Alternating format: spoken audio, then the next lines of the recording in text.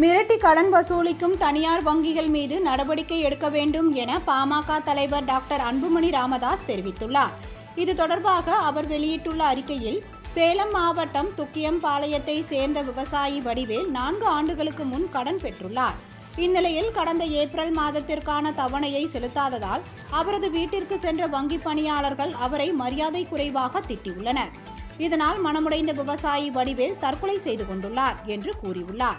கடனை திரும்ப செலுத்தாதவர்களை மிரட்டினாலோ வலுக்கட்டாயமாக வசூலித்தாலோ சிறை தண்டனை மற்றும் தண்டம் விதிக்க வகை செய்யும் சட்டம் தமிழக சட்டப்பேரவையில் நிறைவேற்றப்பட்டுள்ள நிலையில் இப்படி ஒரு சம்பவம் அதிர்ச்சி அளிக்கிறது என்று கூறியுள்ளார். எனவே தனியார் வங்கி நிர்வாகம் மற்றும் அதன் ஊழியர்கள் மீது அரசும் காவல்துறையும் நடவடிக்கை எடுக்க வேண்டும் என்றும், வரும் காலங்களில் சிறு குறு உழவர்களுக்கு தாராளமாக கடன் வழங்க அரசு மற்றும் கூட்டுறவு வங்கிகள் முன்வர வேண்டும் என்றும் அந்த அறிக்கையில் கூறியுள்ளார்.